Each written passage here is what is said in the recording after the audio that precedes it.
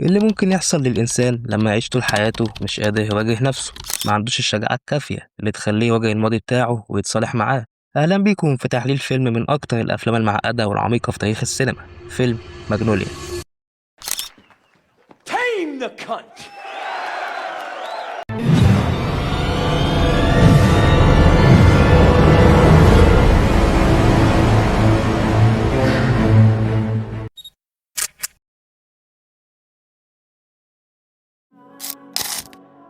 الفيلم بيحكي عن أكتر من شخصية بتحصل معاهم أحداث مهمة في يوم واحد، وده بيخليهم مش عادي بل بمثابة يوم لتصالح مع النفس والماضي. فهل كل شخصية في الفيلم هتنجح في ده ولا لأ؟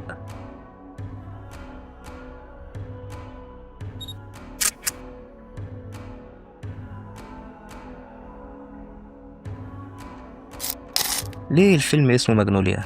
أولا ماجنوليا دي المنطقة اللي اتصور فيها الفيلم في لوس أنجلوس. ثانيا في شخصية أساسية في الفيلم وهو والد فرانك اللي هو توم كروز، كان عنده سرطان وشجر الماجنوليا في جزء منه بيستخدم في علاج السرطان. ثالثا وده الأهم، لو ركزت في كلمة ماجنوليا هتلاحظ إنها 8 حروف وحرف ال A موجود مرتين، يعني من 8 إلى 82 يعني.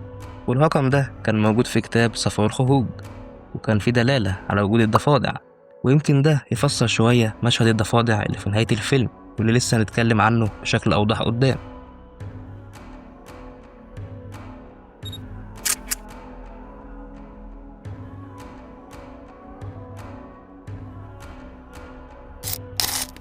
كل شخصية في الفيلم بتعاني نفس المعاناة بس بشكل مختلف. يعني مثلا شخصية فرانك اللي قام بيها توم كروز كانت متقدمة ليك في الأول على إنها شخصية قوية واثقة من نفسها، الشخص القاسي اللي كل الناس عارفاه وبتحبه عشان بيعلم الرجالة ازاي يتحكموا في البنات، وإن ازاي انت كراجل لازم تكون فحل في نفسك كده. وطبعا أنا توقعت انت مين اللي جه في دماغك دلوقتي. هتقول لها مثلا انت وحماده لايقين على بعض جامد. المهم بقى إن الشخص الجامد جدا ده أصلا معقد نفسيا وعنده مشاكل نفسية صعبة بسبب اللي حصل له وهو طفل. لأنه وهو طفل أبوه اتخلى عنه وعن أمه وسابهم عشان يتجوز واحدة شابة يقضي معاها بقية حياته وهو مبسوط وبعيد عن مسؤوليتهم. وطبعا دي حاجة في منتهى الأنانية والبشاعة. فأنت شايف فرانك طفولته سوداوية إزاي، فطبيعي يطلع إنسان مش سوي. وعشان كده فرانك خلق شخصية مزيفة عشان يبان قوي ومتحكم وما عندوش مشاعر، عشان يخفي الوجع الحقيقي اللي جواه. وطبعا الشخصية دي في الفيلم بتنتقد بتوع التنمية البشرية اللي مصدعيننا كلام عن الرجولة والنجاح والكلام اللي بيأكل العيش ده، وهم أصلا من جواهم عكس كده خالص. ونيجي لشخصية والد فرانك، فهنلاقي إن الشخص بينازع السرطان وبيموت وهو حاسس بالذنب والندم لأنه ظلم ابنه وساب مراته تموت وما كانش جنبها. وده اللي بيخليه يطلب من الممرض بتاعه إنه يتصل بابنه ويقول له إن أبوه بيموت وإنه عايز يشوفه عشان يتأسف له على كل حاجة عملها. وفعلا بيحصل كده، وده اللي بينتج عنه مشهد أقل ما يقال عنه إنه مشهد عظيم ما بين فرانك وأبوه اللي بوظ له حياته.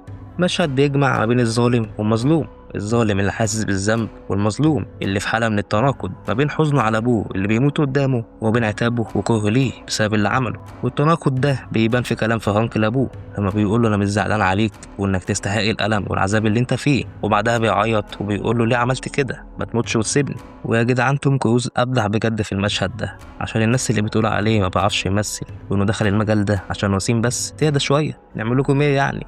نمنع أي حد شكله حلو بالتمثيل؟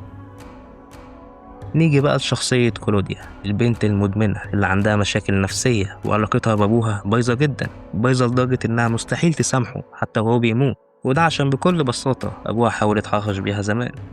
وده اللي بينتج عنه إنها بقت واحدة مدمنة وعندها تروما من الناس وخايفة تثق في أي حد. وده اللي هينقلنا لشخصية الضابط جيم. جيم إنسان بسيط جدا، ضابط طيب عايز يعمل الصح وخلاص، مش معقد زي بقية الشخصيات، ووجوده مهم لأنه بيرمز للأمل في الفيلم، وإن لسه في ناس كويسة ما عندهاش ماضي سيء يبوظ لها حياتها.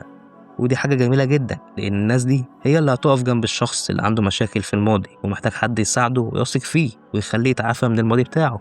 عشان كده قلتلك إن الضابط جيم بيمثل الأمل في الفيلم، حتى رمزية الضابط دي جاية من إنه بينقذ الناس. نرجع تاني لوالد كلوديا اللي اتحرش بيها زمان، وده عشان هو أصلا شخص مريض جنسيا وعلى طول كان بيخون زوجته اللي هي والدة كلوديا. وده اللي خلاه يعمل زي والد فرانك بالظبط، إنه هو بيموت خلاص بيقول لوالدة كلوديا الحقيقة وإنه خانها واتحرش ببنتها، وده عشان هو حاسس بالذنب والندم زي والد فرانك بالظبط قبل ما يموت. وهنا الفيلم بيقولك إن الندم بعد فوات الأوان ملوش لازمة ومش بيعفيك من الغلط اللي أنت عملته. أي حاجة غلط عملناها لازم ندفع تمنها حتى لو اتأسفنا، ولو أنت جدع قول لي الجملة دي اتقالت في فيلم إيه قبل كده. ونسيت أقولك إن البت الشابة اللي اتجوزها والد في هانك هي كمان حست بالذنب لما شافته بيموت، لأنها كانت بتعامله أسوأ معاملة وبتخونه طول الوقت وطمعانة في فلوسه، بس صعب عليها وهو بيموت وحبته بجد.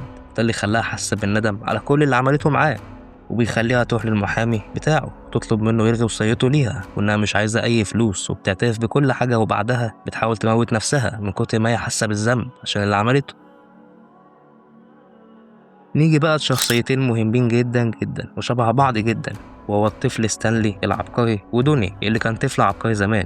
والعامل المشترك ما بينهم هو إن دوني زمان كان زي ستانلي دلوقتي بالظبط، لأن دوني زمان كان طفل عبقري وذكي وأهله مستغلين ذكائه بأبشع شكل ممكن، وبيخلوه طول الوقت يحفظ ويحشي مخه بمعلومات وخلاص عشان يخش مسابقات الذكاء ويكسب ويجيب لهم فلوس. كأنه هو جه الحياة عشان كده بس، مش مهم هو مبسوط ولا لأ وعايش حياة سوية ولا لأ، بالعكس هما شايفين إن الحاجة بتجيب فلوس وخلاص. وده اللي بينتج عنه إن دوني بيطلع شخص معقد نفسيا وعنده مشاكل، وكمان بيخسر الوظيفة اللي كسبها عشان سمعته زمان إنه كان طفل عبقري. واللي حصل لدوني زمان هو نفس اللي بيحصل مع الطفل ستانلي دلوقتي، لأن ستانلي طفل عبقري وأبوه بيستغله بنفس الطريقة في البرامج عشان يكسبوا فلوس، والمخرج عشان يجيب لك قد إيه هما مش مهتمين بالطفل.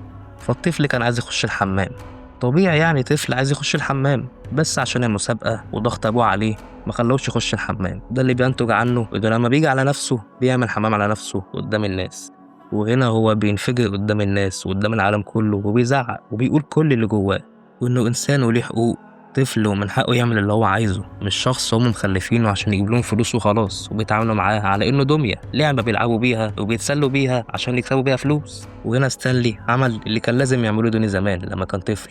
واللي عجبني أوي في الفيلم إنه كان بيتكلم عن قضايا مهمة في المجتمع، زي ما انتقد الناس بتوع التنمية البشرية، وكمان انتقد الناس اللي بيستغلوا الأطفال في البرامج اللي زي دي.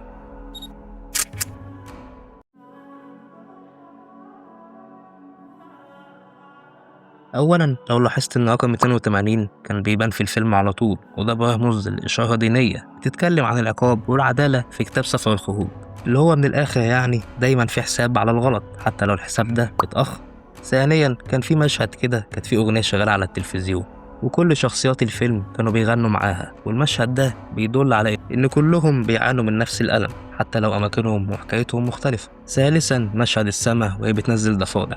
مبدئيا انا واحد من الناس لما شفت المشهد ده ما كنتش فاهم حاجه، اصل يعني ايه يعني ابقى مندمج في الاحداث الواقعيه وفجاه الاقي الدنيا بتمطر ضفادع؟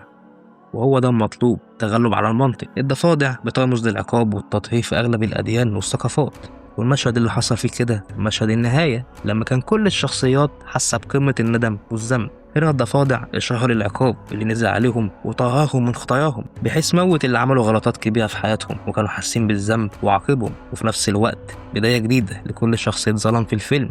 كأن المشهد بيقول ليهم اللي حصل حصل خلاص وفات، وجه الوقت إنكم تبدأوا حياتكم من أول وجديد من غير مشاكل نفسية وماضي مظلم.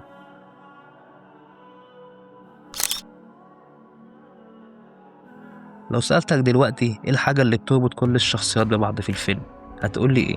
يعني إيه العامل المشترك ما بينهم كلهم؟ هقولك حاجتين: الإحساس بالذنب والعلاقة ما بين الأهالي وأولادهم. كل الشخصيات عندهم نفس المشكلة ومحتاجين نفس الحل. كل الشخصيات عانت في الماضي بتاعها وده نتج عنه وجع وألم عاشوا بيه طول حياتهم، وده عشان هما ما واجهوش الماضي، هما حاولوا ينسوه ويخلعوا منه بمعنى أصح. بس الحقيقة إن الماضي مهما حاولت تنساه هو مش هينساك، فلازم تتصالح مع ماضيك وتسامح نفسك عشان انت مالكش ذنب في حاجة، وعشان تعرف تكمل وتعيش حياتك وانت إنسان سوي. الفيلم اتكلم عن العلاقة بين الأهالي وأولادهم ومعاملتهم السيئة ليهم اللي بينتج عنها أشخاص تعبانة نفسيا وعايشة حياة بائسة وتعيسة، والأذى اللي جواهم نتيجة ده ممكن يأذي الناس اللي حواليهم، زي ما شفنا شخصية فرانك وهو بيطلع عقده والأذى اللي جواه على الناس اللي حواليه وبيخليهم يعملوا الكلام غلط وهيبوظ حياتهم، زي إن الست ملهاش حقوق في الدنيا وإن الراجل هو اللي ليه كل الحقوق ويعمل اللي هو عايزه. الفيلم قدم هدف واضح جدا ومهم، وعشان كده ماجنوليا مش فيلم عن شوية شخصيات محتاجة تتعالج وخلاص، لأ، ده فيلم بيحكي عن الأسباب اللي وصلت الناس دي لكده وبيديهم الحل. فلو انت من الناس دي أو حتى مش منهم، ما تنساش تعمل لايك وتشترك في القناة عشان يوصلك كل جديد. وبس كده، سلام يا اخواتي.